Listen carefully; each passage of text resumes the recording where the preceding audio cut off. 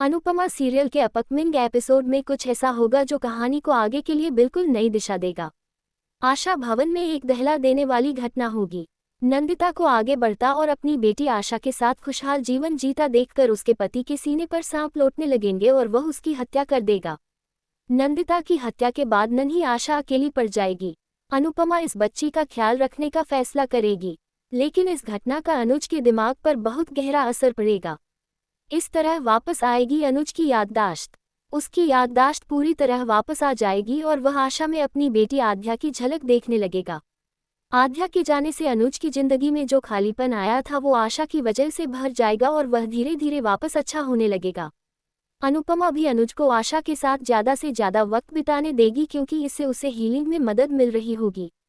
नंदिता के घर वाले उससे पहले ही नाराज हैं, इसलिए कोई उसे लेने नहीं आएगा। इधर आश्रम में चीजें ठीक होने लगेंगी और उधर अनुपमा कमर कस लेगी। बरखा और अंकुश को मिलेगी कड़ी सजा।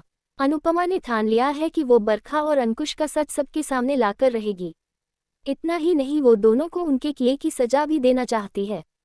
इसके अलावा अनुपमा आध्या की तलाश में अपनी जान लगाने के लिए तैयार है।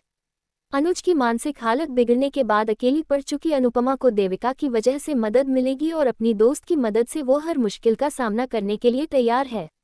लेकिन एक राज से अभी पर्दा उठना बाकी है कि अनुज कागज पर क्या लिख रहा था। अभी तक नहीं खुला कागज वाला सच।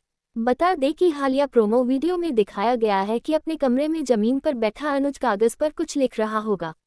अनुपमा उसे देखकर खुश हो रही होगी, लेकिन आगे दिखाया गया है कि अनुज उसी कागज को लेकर कहीं भाग जाएगा। वह बाजार में इस कागज को लेकर घूम रहा होगा। जहां तक नंदिता की हत्या का सवाल है तो हाल ही में दिखाया गया है कि वह आश्रम में रहकर ही कोई जॉब करने का मन बना रही है और उसके पति को जब दिखाई पड़ेगा कि नंदिता आश्रम में लगातार बेहतर जिंदगी की तरफ बढ़ रही है तो उससे रहा नहीं जाएगा।